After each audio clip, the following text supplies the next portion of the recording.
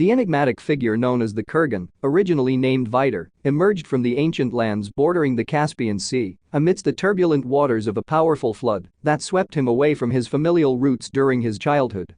The nomadic Kurgan people took him in after the calamity. Under the guardianship of Grieg and his wife Yura, Vidar found refuge, albeit in a harsh environment where he endured strenuous labor and the cold indifference of his foster father. One day, Grieg cast Vidar into a pit to face a starved dog.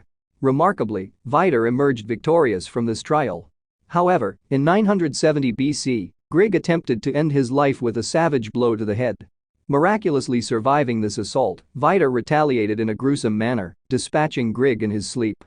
Vidar embarked on a new chapter in his life at the age of 12, joining bandits who preyed upon caravans, traversing the vast terrain between India and the Mediterranean.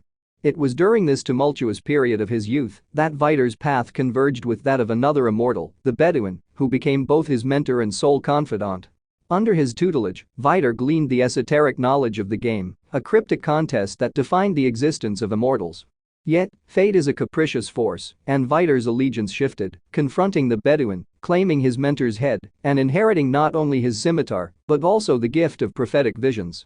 It was through these visions that Vidar glimpsed a foreboding future, one in which a Scottish warrior would ultimately seal his fate. The year 479 BC witnesses Vidar's alliance with the Persians and his participation in the Battle of Plataea, where he clashed with the legendary Spartan immortal, Tacna. Defeated by the superior craftsmanship of Tacna's katana, Vidar gleaned the value of a well-crafted blade.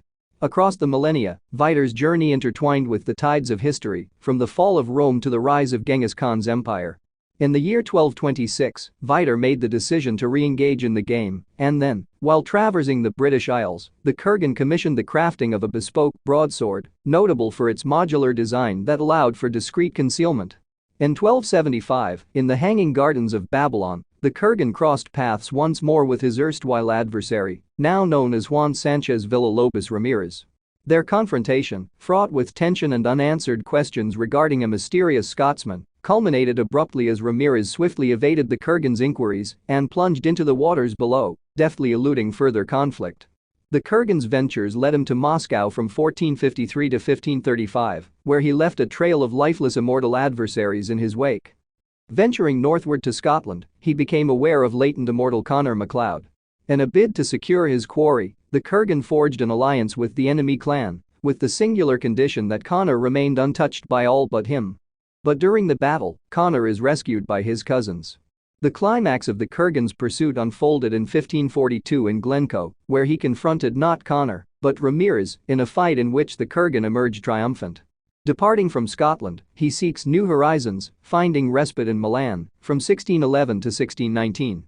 His wanderings lead him to the sands of northern Africa, where he roams from 1700 to 1755. There he crosses paths with Sunda Castiger, an ally of the Highlander. Returning to his homeland of Russia, the Kurgan aligns himself with the Cossacks. In a surprising turn of events, the modern era sees the Kurgan forging an alliance with the Soviet government, his expertise sought in the creation of genetically engineered super soldiers. Under the auspices of Prime Minister Khrushchev, he oversees the training of the super soldiers. In the year 1964, Conor MacLeod, alongside fellow immortals, infiltrate his stronghold in East Berlin. After a long confrontation, the Kurgan's base is destroyed. Adopting the name of Victor Kruger, he ventures to New Jersey in 1985 to continue his hunting.